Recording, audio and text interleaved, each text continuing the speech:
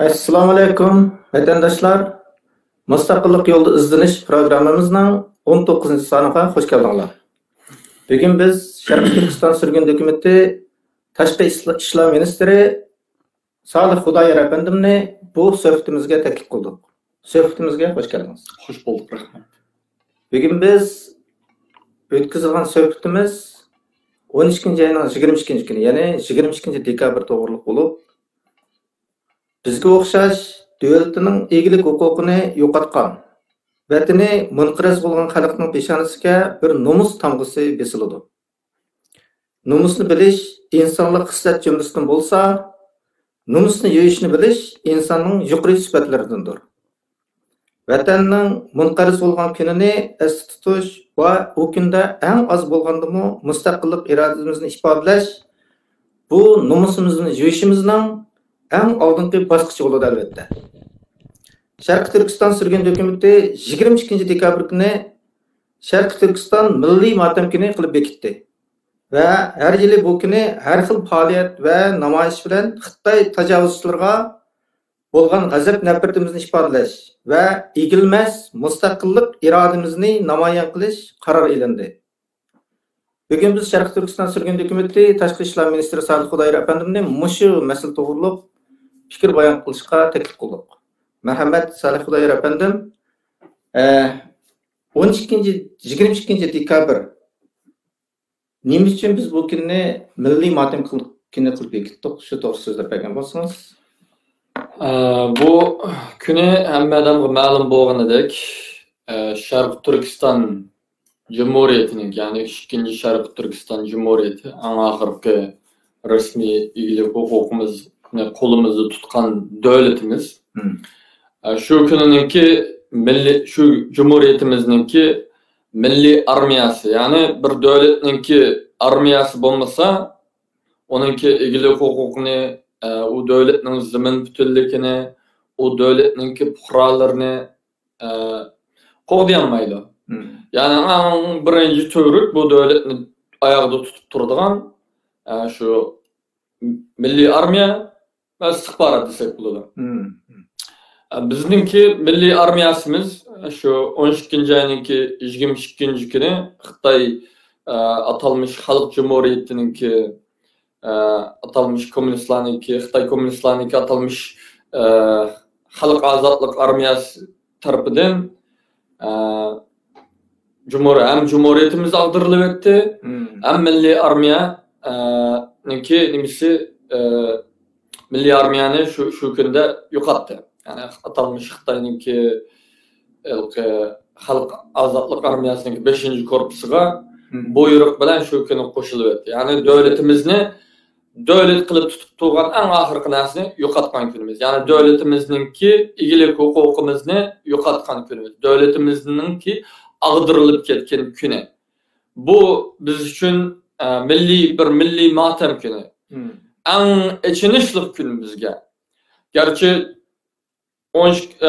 ayning 12-sida Xitoy tajovuzchilar, kommunist tajovuzchilar Sharqiy Turkistonni tajovuz qilgan zaman bo'lsa-mu, ondan ikimi yani bizniki armiyamiz vardı. Ondan ikimi yani bizniki devletimiz hala mevcuttu. Ta 12. ayının 22.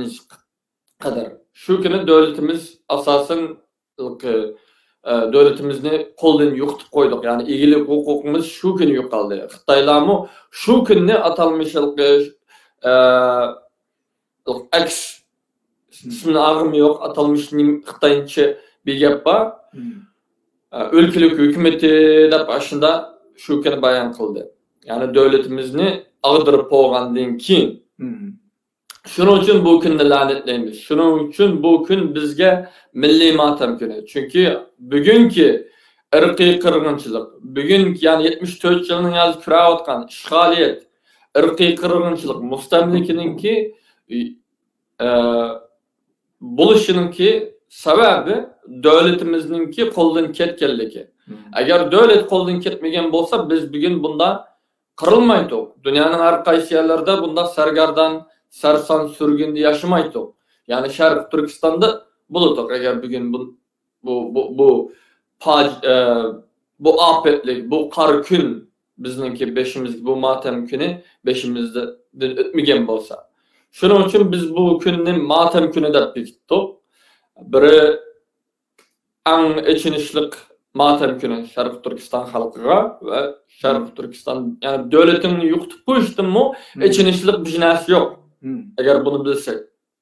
Çünkü devlet bolgan dikin, onun dikin bizning erkinlikimiz buludu, baxsaadetimiz buludu, tilimiz buludu, medeniyetimiz buludu. Hamma narsani saqlab turadigan narsa devlet ve o devletni saqlab turadigan narsa milliy armiya.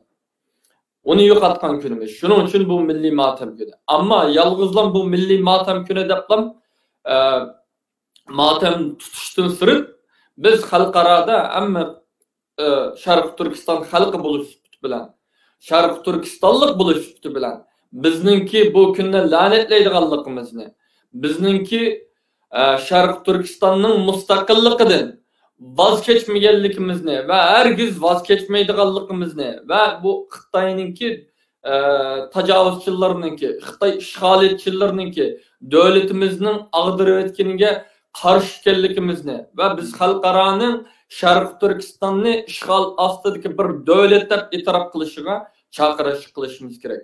Xalqaroga bizningki milliy irademizni bildirishimiz kerak. Mustaqillikni asl keltirish uchun biz yani kerak bo'lsa milimizni, jelimizni, tilimizni, barlig'imizni beralaydiganligimizni ko'rsatishimiz kerak.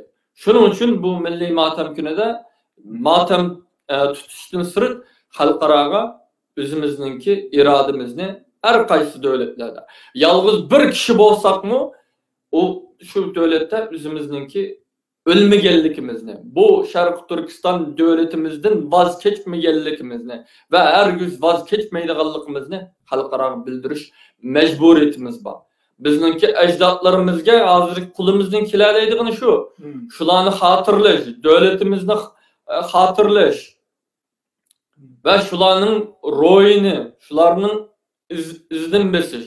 Yani bazı bugünkü hain munofiqlarnikini emas. Mesela bugünkü günde İsa Yusuf Aliptekin ve atılmış üç efendi hain münafıklarını Şarkı Türkistan Cumhuriyetleri karşı tuğan Xitay tarafıda, düşmanımızın tarafıda yer ağan, şular bilen devletimiz karşı uruşkan hain münafıklarını tebrikleşemez, hatırlaşamaz. Devletimiz için ölgenlerini, devletimizni, özümüzden milli devletimizni, Xitayninki bir parçası emas, özümüzden milli devletimizden mustaqillik için kurashganlarni, şu devletninki mudofaa qilaman deb, şu devletni qo'g'dayman deb, şu devletni davom qilaman deb kurash ömür boyunu sarf qilgan, şu yolda o'lgan shehidlarimizni o'lganishimiz kerak. İsa Yusufdek, Mas'ud Sabridek ve başka hain munofiqlarni o'lga olmasligimiz kerak. Ve bugünkü bu bazı Türk'üm münafık hainlarını ki bu hain münafıklarını o kadar dahi kılıp köstüşü, o kadar bazağı silişi, hatırlışı. Çünkü bugün hainler yani bu hainler yani atılmış bu üç efendilerini hazırki hainler özününki hazırki kılıvatkan hıyanetini ve kelgisideki yani davamlılık qilib keladigan Xitoyga xo'jalik qilayotgan, yani Xitoyga kuchuklik qilayotgan, xushamat qilayotgan, Xitoy uchun xizmat qilayotgan pastkash xiyonatini aqlash uchun, yushirish uchun va xuddi burungi xoinlardek kelgisida bizning qiyqinimizmi to'g'ri degandek bir ishni yaratish uchun qilinyapti xalqim. Şunun için bununla biz karşı duruşumuz gerek. Yani üzerinin devletin tuğsa, üzerinin Şarkı Türkistan Cumhuriyeti'de milli devletin tuğsa, nime hakkın var seninki? Eğer düşman tarafı durup, onun düşmanının astıda, ya biz özümüzün devletimiz karşı düşmanının astıda Ali Abdunimiye, ya ki insanlı, hukuki, akçı kökçü alamen deydiğen bolsan, sen hain bulmayı nime? Bu hainlarni kütürep, bu hainlarni mediyleş hainliktir. Ve bugünkü hainlarni ki kelgisideki tekimi köp hayın oşulağı okşaş kanda bizi karşı devletimizni kanda satkan bolsa Xitay bilen turup Şarkı Türkistan Cumhuriyeti'ne kanda karıştırıp atkan bolsa hatta bugün mü gerçi Şarkı Türkistan Cumhuriyeti bugün mustakil emas işgaliyet astyda ama bugün mü o azır küräwatlar siyasi faaliyetlerde kanda burun Şarkı Türkistan Cumhuriyeti mustaqillik üçün küreş kılıp atkan bolsa bütün Şarkı Türkistan'ın ki mustaqillik üçün zemin bütünlük üçün küreş kılıp atkan bolsa ve bugün Şarkı Türkistan sürgün hükümeti şunun izbasarı bulap hizmet kılıp atıyor. Yani o okşaş yolda bütün Şarkı Türkistan'ın 1.828.418 kvadrat kilometr zeminini mustaqillik üçün küreş kılıp ba bugünkü hayırlı kanda kılıp şu Eysa Yusuf Alip Tekinni üç efendilerini yani Gomandan bilen Xitay işgalçılar bilen hizmet kılıp şununki dombıqqını çelip özünün cumhuriyeti karşı tuğan özünün milli devleti karşı tuğan özünün milleti karşı tuğan münafıklar kanda kılıp kıygan bolsa bugünkü şu chet ellerdeki münafıklar okşaş kılıp atıdı. Tayvan'dan yani Gomandan'dan tekiç maaş elip yani Şarkı Türkistan'daki mustaqillik yolun tutsayma dağıtıdı. Mustaqillik meselesi kültürüş yolumuzga tusalgı bulumu dağıtıdı. Ve kulunun kilovatkan erkeklerini kilovatıdı. Ve şu erkeklerinin aklık doğru çıkırış için ötmüşteki münafık hayırlarını mediyeleş arkalıp özüne aklamakçı bulavatıdı bulan. Bunun azar edişimiz gerek. Bu münafıklarga Şarkı Türkistan halkı ergiz yol koymaydı o. Hıyanetka Şarkı Türkistan halkı ergiz yol koymaydı o. Şarkı Türkistan'ın mustaqilligidan başka yol yok. Ya Şarkı Türkistan'ın mustaqilligi koşulsan ya Şarkı Türkistan'ın halkı karşı tursun. Halkı karşı bulursan. Başka nimi yok. Eğer Xitay'da mediyele atkansan, meyli Gomandan bolsun, meyli başkası bolsun, erkanda Xitay bilen karlığın bolsa, dostluğun bolsa, Şarkı Türkistan'ın mustaqillik karşı turduğun bolsa, sen biz için düşman. Bunu bil. Sen Şarkı Türkistan halkı için düşman. Sen aşağıdaki 40 milyon Şarkı Türkistan halkınınki düşmanı. Xitay kanda düşman bolsa, sen münafık hayırlamı okşaş düşman. Ve sen bu etmiştiki münafık hain ecdatlarının teknik hayırlıkını tebrikleş arkalık halkımızınki kallısını jemmeysen. Halk oygandı. Halk sizlininki kandalıkını, seninki etmiştiki hain münafık ecdatlarının kandalıkını obdan biledi. Şunun için bizning deyilganimiz Şarkı Türkistan sürgün hükümeti buluş süpütü bilen, Şarkı Türkistanlık buluşumuz süpütü bilen hayırlıkını toxtadı. Yani hayırlarını mediyelep cüme. Şunda deyimiz. Ama ya biz devam kılımız deydiğen bolsan, biz kanda, bizning burunki ecdatlarımız kanda galbi kıygan bolsa, Şarkı Türkistan'ın mustaqillikini aslı keltirip, kanda galbi kıygan bolsa, biz mi inşallah şunda galbi kılımız. Ve sindek hayırlarga Şarkı Türkistan zimini da bir geriç, hatta ziminin aslında bir geriç yer yok. Rahmet. 22 dekabr bizningki milliy armiyamizni o'zimizning eglik huquqini yo'qotgan kunimiz va sharafsiz bir nomga qaytib bir bitilgan bir kunimiz. Shundoq ekan bu nomusni esimizda tutishimiz va bu nomusni oqlash uchun tirishishimiz kerak, mustaqilligimiz uchun kurash qilishimiz kerak. Salih Xudoyorning gapi shu. Undan keyin Xitoylarning o'yiniga tushmasligimiz kerak. Bizga tiklab bergan doiralarning orqadan mangsak, amaliyotda o'zimizning mustaqil davlatimizga, mustaqillik irodamizga qarshi turgan bo'lib qolamiz. Garchi ularimiz shu bayroqni ko'targanda qilgan bilan amaliyot undaq emas. Hamda biz necha vaqtdan 1 oktyabr, ya'ni 10-oyning biri. Nima shu kunimi Xitoyga qarshi namoyish qilib kelayotgan bu bir odatga aylangan. Ammo hozir qarasak bu 22 dekabrninki ahamiyati texmi cho'ng va bizning mustaqilligimiz bilan bevosita bog'liq ekan. Bu ikkisini mohiyat farqi nima? Bunun çoğun bir mahiyet farkı var. Biri bu 1 Oktober o Xitay atalmış Xitay Halk Cumhuriyeti'nin kurulgan günü. Bu atalmış Xitoy Xalq Cumhuriyeti qurilib 12 kundan keyin Sharq Turkistonga tajovuz qilishga boshlaydi.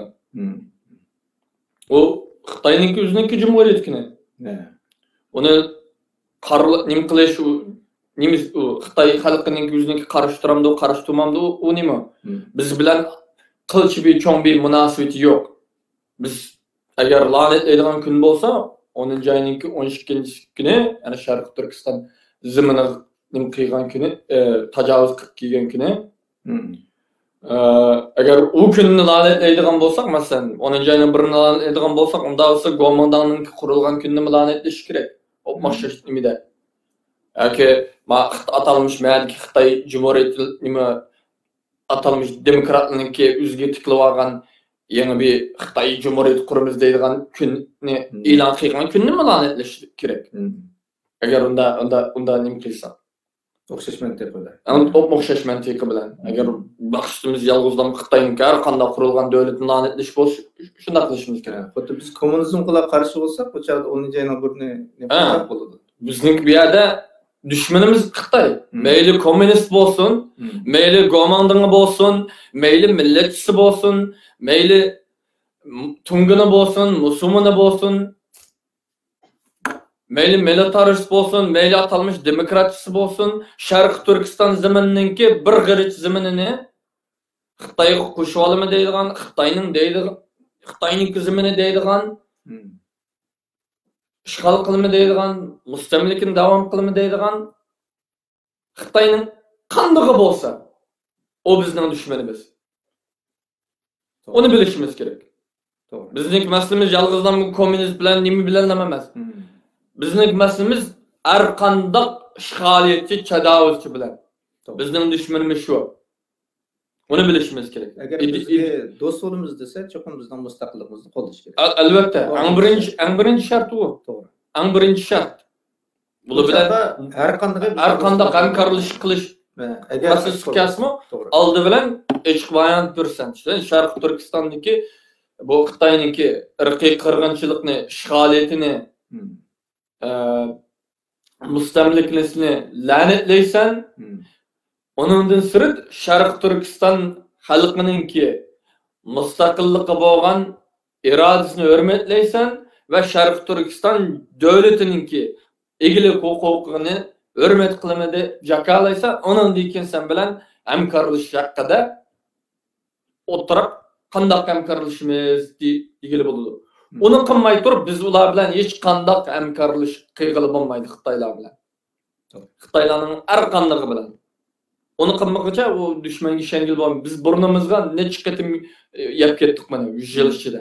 Ya'ni o'xshash xatolikni tekrarlasak, bizmi xoin bo'lib qolamiz davlatimizning oldida. Bizmi millatimizning oldida xoin bo'lib qolamiz agar o'xshash xatolikni tekrarlasak. O'zimizning da'vosimizga, o'zimizning millatimizga, o'zimizning davlatimizga xiyonat qilgan bo'lamiz o vaqtda. To'g'ri. Demek mustaqillik noktamızdan çıkış qilganda 22 dekabr bizningki xotirlaydigan va Xitoy qarshi namoyish qilgan kunimiz. Chunki bu davlatchilik nimasidan nuqtasidan chiqqan vaqtda albatta bu kerak. 10-oyning 12-kuni, 22-kuni, 11-oyning 22-kuni. Demek çünkü biri Xitoy tajovuz qilib kelgan kuni, İkincisi devletimizdeki egilik hukukunu, yani milli armiyasını yo'qotish orqali devletimizni ag'dirib, egilik hukukumuzni yo'q qo'ygan kuni. İkincisi biz uchun la'natlaydigan qora kunlar. To'g'ri. Chunki shuning uchun biz bu kunlarni nima qilishimiz kerak? Nima mushkullar orqali la'natlash orqali xalqaroga eng muhimi bu la'natlashdan sirt. Xalqaroga bizningki mustaqillikka bo'lgan davlatimizningki din voz kechmagan irodamizni bildirish va hargiz bu yo'ldan voz kechmaydiganligimizni bildirish. Ya'ni Xitoy degandek atalmış mustaqilchilar nayt osonlik bir qismi yo'q qism degan narsani yolg'onga chiqarish. To'g'ri. Bizning maqsadimiz. Chunki u tamoman yolg'on. Birden bir yolumuz mustaqillik olganken bunun prinsipini tushuntirishimiz kerak. Bizde atalmış vatanperver var. Ular her xil kiyim bilen sahnaga chiqadi. xuddi bizniki mustaqilligimiz uchun xizmat qilayotgandek, amaliyotda Xitoyninki manfaati uchun xizmat qiladi. Lekin ayni chog'dagi vaziyat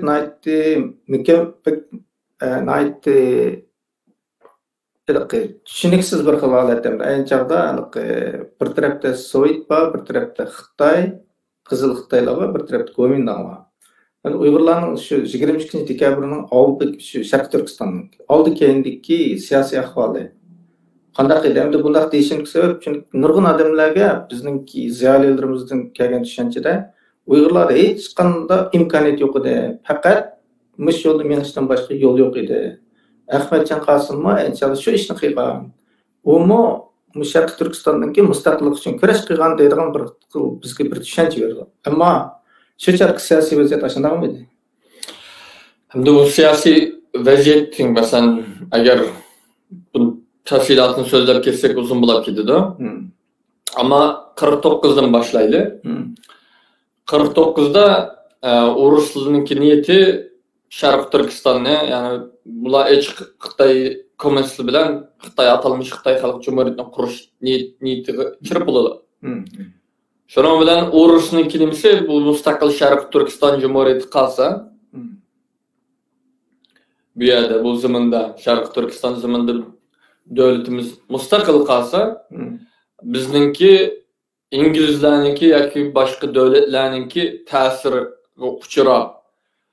Şu o hem Urus'unki menfaati zıt hem yeni kuruladigan atalmış Xitay Halk Cumhuriyeti'ninki bexatarligiga tehdit bo'ladi deb Uruslar bunun qarshi turgan. Çünkü gerçi Hindistan, Pakistan mustaqil devlet mustaqilligini e'lon qilgan taqdirdimi, u yerda yana İngilizninki ta'siri xil kuchli.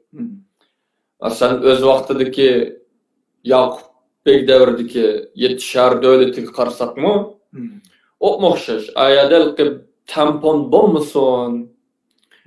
Urusli bilan Rus imperiyasi bilan İngiliz imperiyasi chigirdash bo'lib qolmasin deblam shu niyat bilan Xitoyga yani Manjularga ikkili taraf masalan İngilizlar iqtisodiy jihatdan yordam qilib Rus imperiyasi ma'lumki buna nima logistikni Uyg'urchada hamda logistical masalan yemek, içmek, şu askerlerinin kiyimi, arvaları, o bu diğer nima arqılık Manjularga yordam qilgan.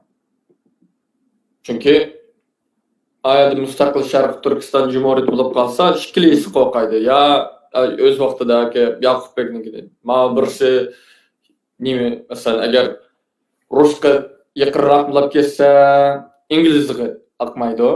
İngilizninki bexatarligi, İngiliz imperiyasining bexatarligi aqmaydi. İngilizlarga yaqinroq bo'lib ketsa, Rusninki O'rta Osiyodagi ishg'oliyatiga davom qilishga tehdit. Shuning uchun bu yana shunda bo'ldi. İşte çoğun imperiyaniki o'tirsib qoldik u vaqtda. O bugun 49'da mı o'xshash masalalarga bo'ldik. Devletimizningki talihsizlik yani şu iki imperiya cho'ng kuchlarning aralig'ida qilishimiz. Gerçi Urus'unki Şarkı Türkistan Cumhuriyetini qo'llashmi o'zininki manfaati uchun qo'lladi. Bir devlet o bizning chaqirib ketib, yani biz birinchi Cumhuriyet qarshi turgan Sovetlar ikkinchi Cumhuriyetni azroq yalg'onlik qo'llab qo'yishi faqat o'zining manfaati uchun. Biri Şarkı Türkistan'daki nima uchun Şarkı Türkistan'ning shimol-g'arb qismida Cumhuriyet qurildi? Nima uchun birinchi Cumhuriyetda Qashqar tarafida bo'lmadi? Chunki ikkinchi shimol-g'arb qismida uranium va boshqa atom bombasiga kerakli boshqa ham materiallar var. Janubda yo'q. Shuning uchun Uruslar shuni alimada Şarkı Türkistan'daki nima qismini qildi. Bo'lmasa Xitoydan setib bersin bo'ladi, ammo u vaqtda Xitoy Amerikaning ta'siri ostida bo'lganligi uchun Amerika Sovetlarningki uranium egillishiga yo'l qo'ymaydi. Shuning uchun Sovetlar Sharq Turkiston Cumhuriyetini yalg'onlik qo'llagan bo'lib, o'zining maqsadini erishib olguncha. Maqsadini erishib bo'lgandan keyin hammamiz bilganimizdek davlatimizni yo'qotish uchun oldi bilan Elxon Turi Cumhur Reisimiz Elxon Turini Toshkentga uy hapsiga ketdi. Ondan keyin o'zininki tarbiyalagan o'z taraftar jaslın desek buldu, o'z taraftar mayil qilgan kishilarni asta-asta hukumatimizningki o'rinlarga o'tkazib, Xitoy bilan kelishim qilishga, sulh qildirishga urindi. Bu yerda bir xatolikni eskartish kerak. Hammamiz eng chong xatolik bu ziyolilarimizni muatalmış tarixchilarimiz bu xatolikni qilyapti. Ahmedjon Qosimi Sharq Turkiston Cumhuriyetininki prezident emasdi, rais emas edi.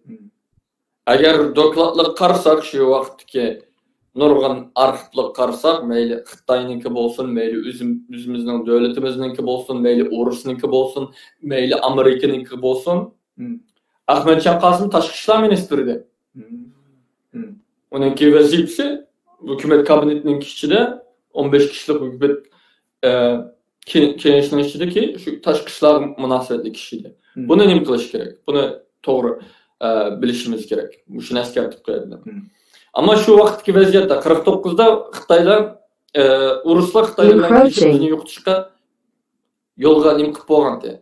Ammo yana bizningki xalqimizningki buningga qarshi beradiganligini bilib, hatto hukumatimizningki, milliy armiyamizningki ishidagi ba'zi qo'mondonlarningki, ba'zi rahbarliklarningki buningga qarshi turadiganligini bilganda. Hatto bu Ahmedjon Qosimni boshqalarni yo'qotishning sababininki birsimi bularningki bular atalmış o'lkalik hukumatningki bijildek o'tadi ya. Ondan ki bu Xitoy bilan hech qandaq so'lay qilib hech qandaq bu Xitoy bilan ish qila oladigan, bular bilan bir yerda o'tira oladiganligini burniga yeb, ondan keyin tunigandan keyin yana shu davlatimiz bo'lmaydi ekan deb ya kelganlik uchun Ruslar buni yo'qotish kerak. Birinchi uni yo'qotish kerak, undan keyin Sharq Turkiston Cumhuriyeti aloqador paketlarni yo'qotish kerak. CIA'ninki 1950 yildagi dokladga qarasak shu Sharq Turkiston Cumhuriyetiga aloqador.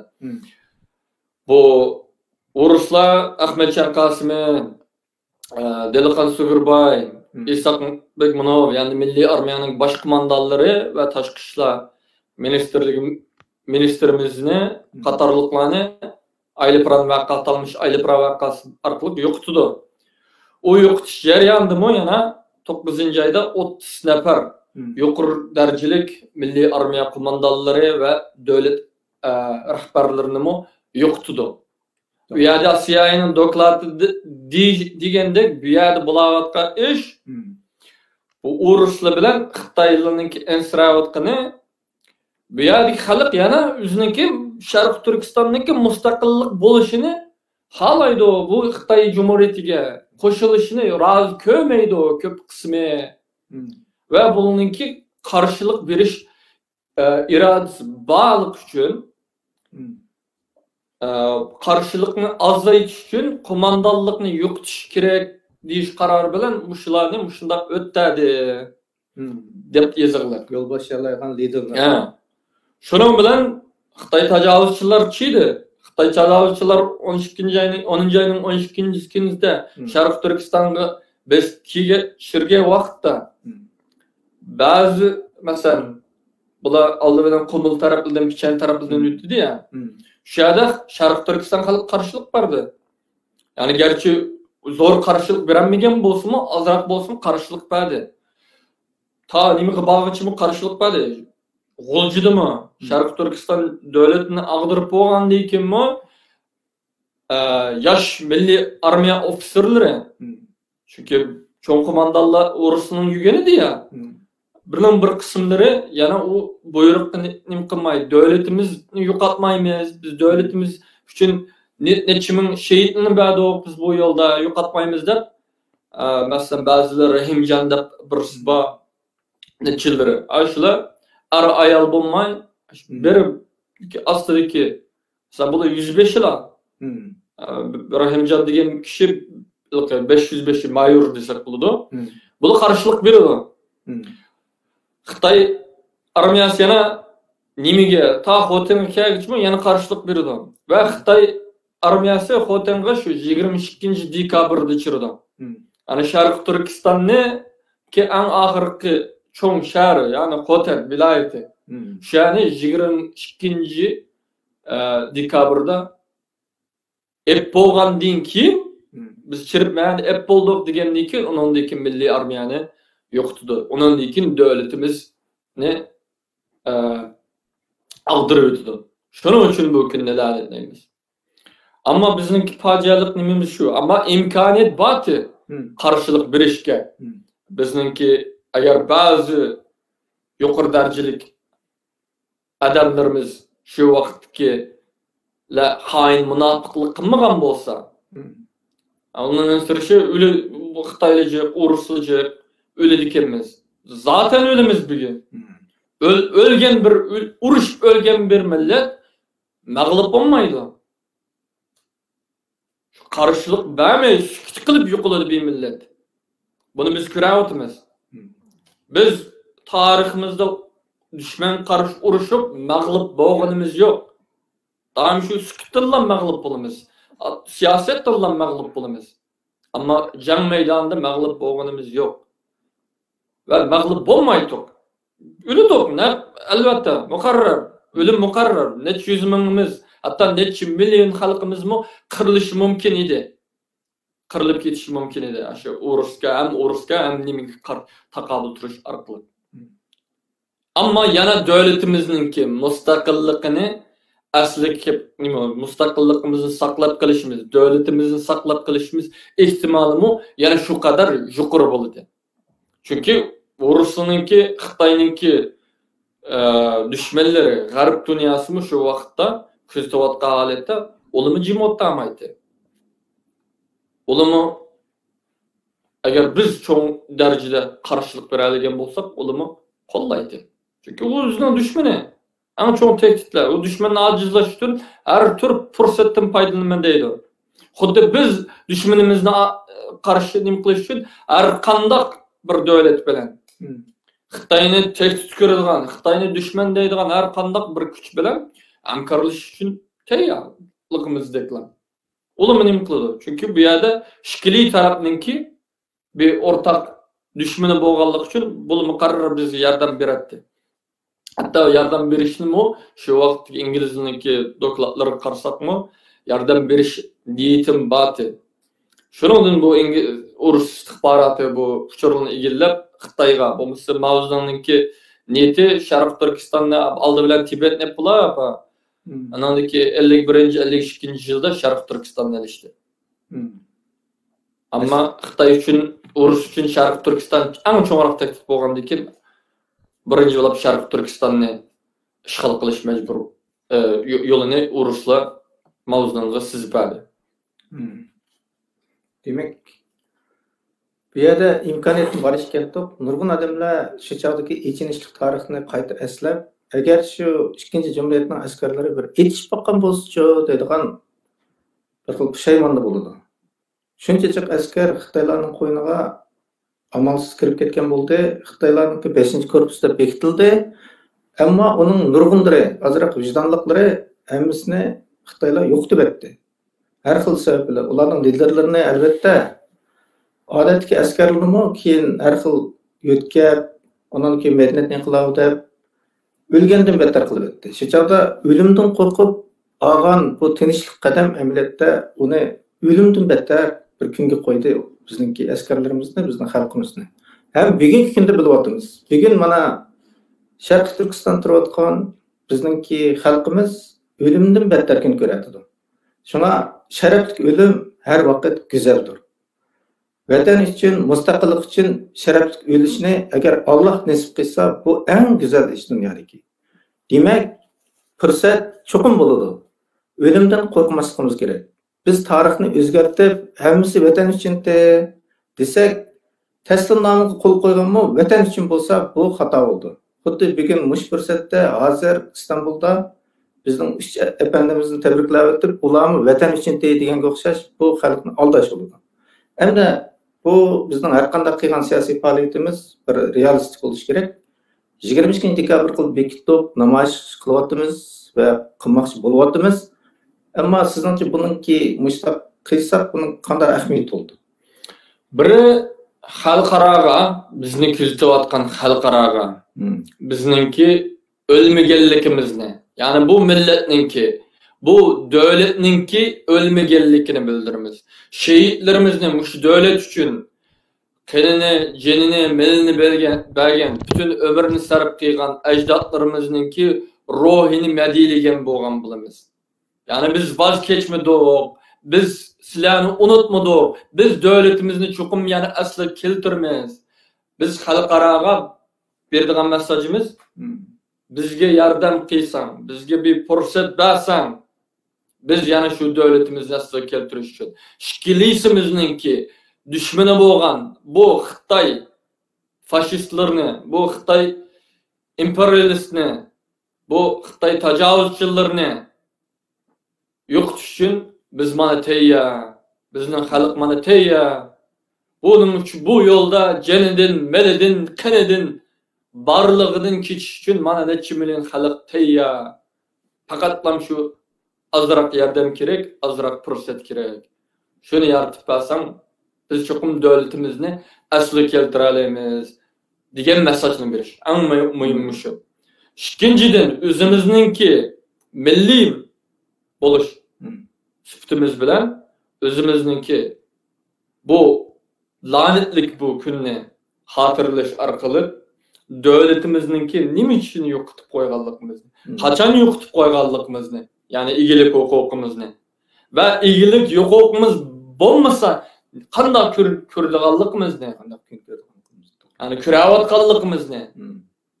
Nima qilish orqali davlatimizningki mustaqillik uchun qaytadan kurashninki bu yo'ldan boshqa yo'l yo'q ekanligini o'zimizga, avlodlarimizga bildirish orqali qilishimiz. Hamda bu holatda nima qila olamiz? Realistik bo'lishimiz kerak. Ko'pinchimiz, masalan, g'arb davlatlaridagi yomon cho'ng ish qila olsak, namoyish uyushtiramiz. O'zimizningki turishliq davlatninki davlat mahkamasi oldida yoki prezident saroyi oldida, masalan, Amerikada biz Oq saroy oldida qilamiz. Shu 12-ayning 22-kuni juma kuni soat 2:30dan 4gacha. Başka devletlarda mı o'xshash o'zininki turishliq turishliq davlatninki prezident saroyida, tashqi ishlar ministrligi oldida, parlament binosi oldida va yoki davlat mahkamasi oldida shunda bir faoliyat yapirish kerak. Hech kim deganda. Ikkinchidan eng muhimi sosyal medyadan foydalanishimiz kerak. Sosyal medyada bu kunni milliy matam kuni deb o'zimizga, chet elliklarga bildirishimiz kerak. Chet elliklarga tushuntirishimiz kerak. Nima uchun bu kun bizga uchun milliy matam kuni? Nima uchun? Ana bu milliy matam kuni davlatimizningki egilik huquqini yo'qotib qo'yganlik kunimiz. Onundan sirt bizning irodamiz nima? Bu egilik huquqimiz ne? Bu asli keltirish, davlatimizni asli keltirish va bugungi 74 yilning yoz davom qilayotgan ishg'oliyat, mustamlika va irqiy qirg'inchilikni yo'qotish ishonimiz shu deb xalqaro bildirish kerak. Mushuni qila olamiz. Hech narsa qilolmasakmi? O'zimizningki masalan ba'zi munofiqlar Xitoyninki nimasini qilib quruq qog'oz ko'tardi ya. Biz shu kunida quruq qog'oz ko'tarmay Sharq Turkistonga mustaqillik. Yani Sharq Turkistonga mustaqillik deganni hashtag qilib shuni ko'tarsak bo'ladi. Yani undan sirt 22 dekabr Sharq Turkiston milliy matam kuni deb nima ko'tarsak bo'ldi. Resim biznes qilmasak, eng oddiy qilsak. Ama yana qilganimiz biz oldimizga bir necha kunda shu nima flyer posterlarni yasayapmiz şu müşkülün alakadar. Şunu üzerinki yerlik tilinde şunda tercüm kılıp şu sosyal medya arkalıp paylaşıyorlar. Mesela Facebook'ta, Twitter'da, Instagram'da paylaşsanlar kançilegi cık köse düşmanımızınki içime şu kadar cık nim kılınıdı ve bizning meselemiz yana az bolsumu bizninki meselemizge köngül berip atkan kişiler yoki çetkik kılıp atkan kişilerge mana mağalar teki ölmepti yal mustaqillikini halaydı ki man millet köpüncisi mandaki man baz münafıkın deyişti mustaqillikini halaydı Allah nait asıllık kısım yok ki emez mustaqillikini asıl keltirdiğin köp kısım ken yani bunlarni qo'llasak bo'lar ekan, bu milliy mustaqillik harakatini qo'llasak bo'lar ekan, qo'llashga loyiq ekan degan ta'sirini berishimiz kerak aziz qarindoshlar. Rahmat. 22 dekabr kuni hamda hammamizning vijdon burchi bu namoyishga qatnashishimiz kerak. Chunki vatandagi xalqimiz bu kundagi vaqtda biz hech qilmay, hatto o'zimizningki mustaqil davlatimizningki bu nomusli kundimi namoyishga chiqmay o'ltirsak, bu vijdonning qanday chidaydiganini men bilmayman. Ammo xalqimizning o'ylanib beqishini, agar bizga mustaqil davlat lozim bo'lsa, agar bizga insondek yashash kerak bo'lsa, bizmi insondek yashashni umid qiladigan bo'lsak, mushundaq bir namoyish qatnashishni umid qilamiz. Onundan keyin Allohning insonga bergan eng zo'r minnat gift, hamda eng zo'r sovg'ati cho'qim aql. Aql berilganken inson aqlni ishlatish kerak, uni o'tib bermaslik kerak. Bizning oldimizda nurg'un o'yinlar o'ylanayotdi. Masalan, bugunmi 3 efendim xotirlanayotdi. Atalmış vatanparvar shaklda. Ammo bu 3 efendim bizning mustaqilligimiz uchun kurash qilganmi yoki bugun bizning mush kunga qilishimiz uchun kurash qilgan? Buni o'ylanib beqish kerak. Aqlni ishlatmagan odamda hech qanday yaxshi taqdir bo'lmaydi. Shunga bugünkidek suhbatlarga quloq solib qo'yishinglarni, anglab beqishinglarni, o'ylanib beqishinglarni va tafakkur qilib ko'rishinglarni umid qilamiz. Xitoylar bu o'yinni shunchalik qamlashtirib o'ynatdiki, bizga ba'zi odamlarni sahnaga chiqarib, qahramon qilib, tarbiyalab ko'rsatib beradi. Acaba bular nima qilib shunday deb bir savol so'rsak, buning tegi o'zi ichildi. O'nchilar jiq uchurlarni berishning o'rni yo'q. Bugungi kunda biz cho'qim to'g'ri yo'lni, xato yo'lni to'g'ri farq etishimiz, o'zimizningki millatimizning, vatanimizning, Sharq Turkiston davlatimizning kelgusini o'ylashimiz, taqdirimizni, bolalarimizning, avlodlarimizning taqdirini o'ylashimiz kerak. Biz kichkina ishchinimizni epmengib, shu jinimiz uchun pul tepib, jon berib qilib o'tsak, bu hayot bo'lmaydi. Hayvonmi shunchalik ishni qila oladi? Gap bizning qanday yashashimizda. Shunga hammanglarningki mush vaqtiga rahmat, Salih Xudoxo'r apaningga rahmat. Kelar qatimliq programmamiz to'rda e'lon bo'ladi. Allohga omonat. Xayr xo'sh.